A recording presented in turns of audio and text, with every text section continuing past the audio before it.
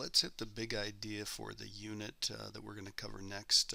So we're going to do this section 9.1. Here's the I can statement.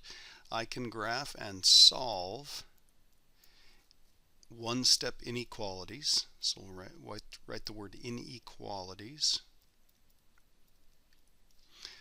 using add and subtract. So we're just going to focus on using addition and subtraction to solve these inequalities. We're going to start with a warm-up. It says solve the following simple equations, then graph the solution on the number line.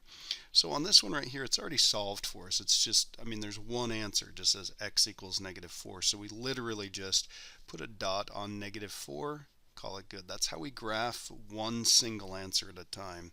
Let's go ahead and solve this one here. So we're going to add 4 to both sides. Okay, so that would get rid of it from here. That's going to give us 3x is equal to 10. We're going to divide both sides by 3, so we're going to get the answer of x equals 10/3. So I'm going to go ahead and circle that, and then when we graph that, always a good idea to put 0 on the number line. So I'm going to put 0 here. And then 10/3 is kind of hard to graph on a number line, so I'm going to go ahead and change that to 3 1/3. So 3 1/3 on a number line. So if this is 1, this is 2, this is 3, this is 4, it's going to be in between 3 and 4. So I'm going to go ahead and indicate that right here. And then 3 1/3 is going to be a little bit closer to 3 than it is to 4. So I'm going to put a circle right here. And then I'm going to fill that in because there is only one answer to this equation. And I'm going to go ahead and label that. I could label that as 3 1/3, but again, we normally write things in improper fraction form. We reduce it, but we'll just leave it as a fraction. So we're going to write that as 10/3. So there's how we graph the solution to those equations. Only one answer there. Now, we've solved tons of equations. We did a quick equation solving review right here, and we use inverse operations to undo what was done to the variable. And we get the variable on one side all by itself. So we can read the number that makes sense, makes the equation true on the other side. And again, we want to make sure that the number that we plug in makes the equation true. That's what makes it a solution. Well, we're now going to be solving inequalities, and it's just a quick reminder. Let's talk about these inequalities here. So this is a less than, if we read it from left to right. So this side's smaller than this side right here. The alligator eats the big number, all that sort of stuff. This one right here, if we have this little line underneath it, that's kind of like the bottom bar on an equal sign. So on this one we say less than or equal to. This one, this side is greater, so we're reading from left to right, so since that side's greater, so this is greater.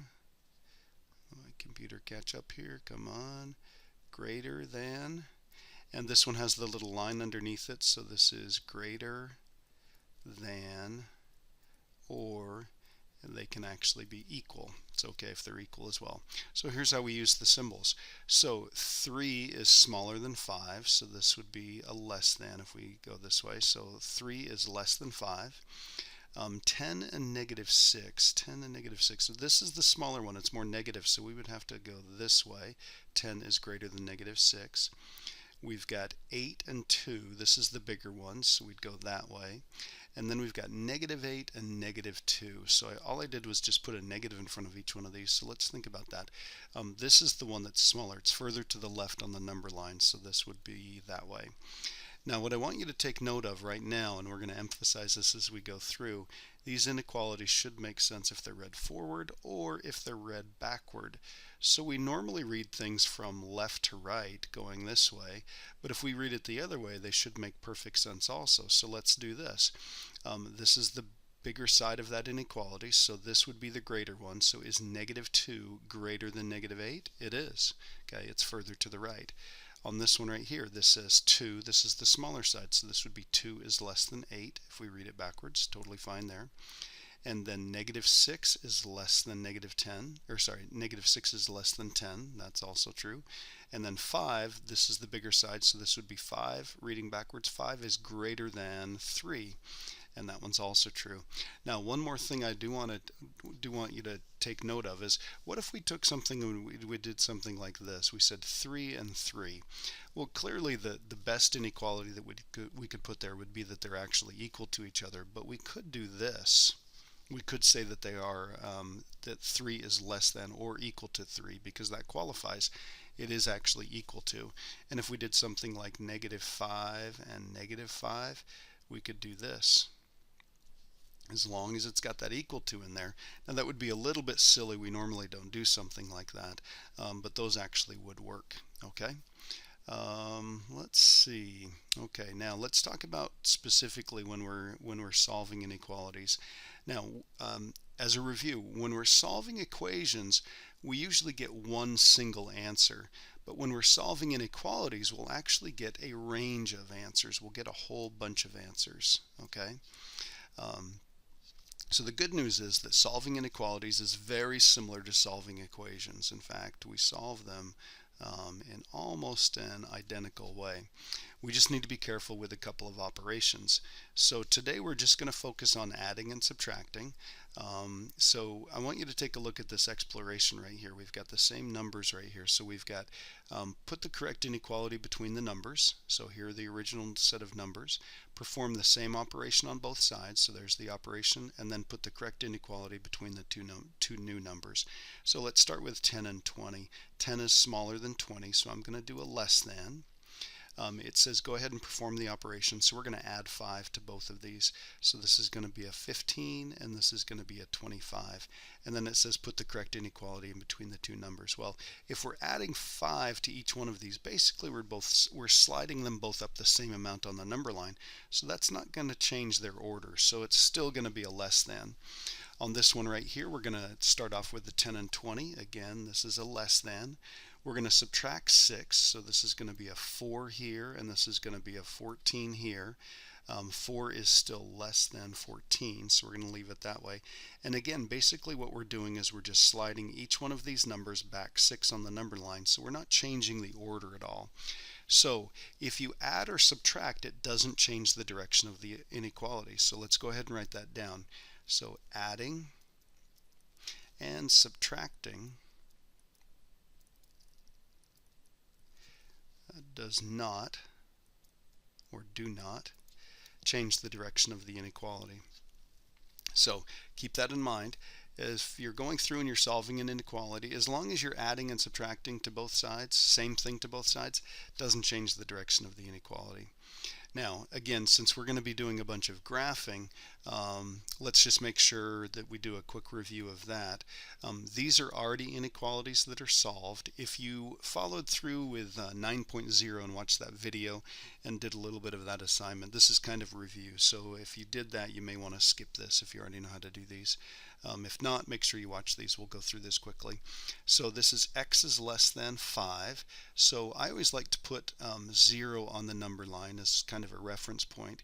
Here's 5. That's the most important number on this particular number line in this problem. We're going to circle it. We're not going to fill it in because it doesn't say it's equal to it. And then the x's are less than 5. The answers are less than 5.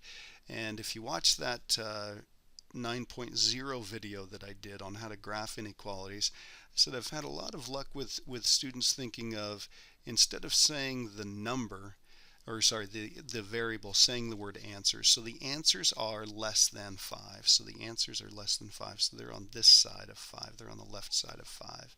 So we'll go ahead and shade that in. And again, those two lines there with an arrow on the end, that indicates that we can go as far as we want in that direction. Good way to shade. Again, I've seen people do things like this and just kind of shade it like that. Not the end of the world, but really would be a better idea if you shade it this way, especially down the road. So please keep that in mind. All right, let's take a look at the next one. On this one it says y is greater than or equal to -3. So here's 0. I'm going to put -3 here. I'm going to circle that. And because the answers can actually equal -3, I'm going to go ahead and fill that in. And again, I'm going to read from the variable here. So we're going to read this direction. So we're going to just say y is greater than or equal to -3. So the answers, again, I'll do that here. Answers are greater than or equal to -3. Well, if the answers are greater than or they're bigger than -3, that means we're going to shade this direction. Okay. Let's take a look at this next one. For some reason this tends to mess people up. 0, I don't know why people have trouble with it, but let's go ahead and put that on here. So here's the most important number on this one. It's a 0. We'll circle that one. We are going to fill it in. Okay. Now, if you watch that video on 9.0, I mentioned this. It's usually best to read the inequality from the variable. If you always read it from the variable, you're going to be in much better shape. So let's take a look at this example. X is less than 5, and if we read this one backwards, X is less than 5. Those mean the same thing. You'll notice that the small point is toward the X, the large mouth of the alligator is toward the 5 on each one of these. So if you read it from the variable, it reads the same way. So this is X is less than 5. And this one read backwards is X is less than 5. For some reason, reading from the number tends to mess people up. So on this one, if we read 5 is greater than X, 5 is greater than the answers, it's just a little bit harder to figure that one out. Same here, 5 is greater than the answers. So if you read from the variable, it's just going to make more sense. So let's do this one right here. If we read it from the 0, 0 is less than or equal to Z.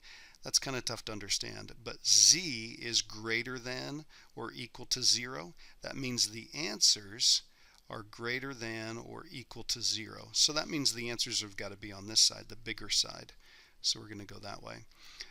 So if you would make sure as you're solving these that you always read the answer from the variable, I think you're going to be in much better shape.